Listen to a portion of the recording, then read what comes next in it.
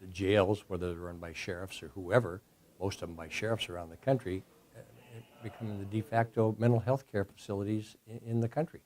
As I've said, my predecessor, Sheriff Collins, used to say, we're the largest provider of mental health beds in San Diego County, is my downtown central jail. There's something wrong with that. That shouldn't be the case. About a third of my inmates, 28 to 35%, it fluctuates, are on some type of psychotropic drug. When I've got an average daily population of 5,700 inmates, that's a lot of people.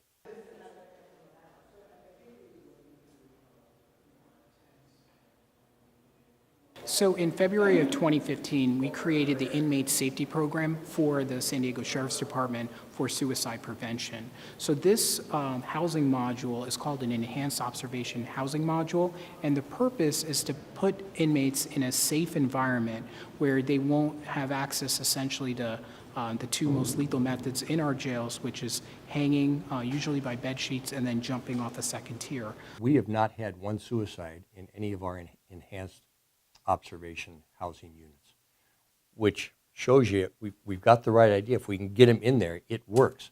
Our challenge still is identify them at intake. The inmates are also given safety garments and safety blankets, so they wouldn't pose a risk to themselves. And at the same time, they're also structured in seeing mental health providers. So they're seen by a mental health provider within 24 hours of coming into this facility, and then they're also seen by a second mental health provider, whether it be a psychiatrist or psychologist, based on their risk designation.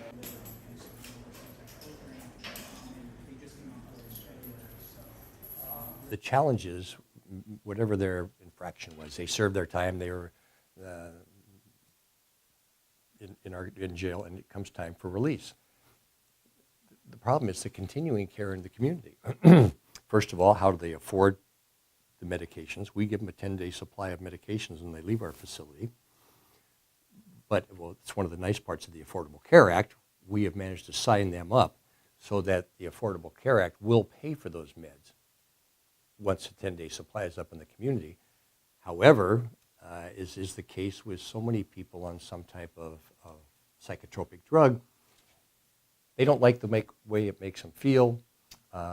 They think they're cured. They don't need the drugs. So once they get out of a controlled environment, like our jails, they don't take their medications.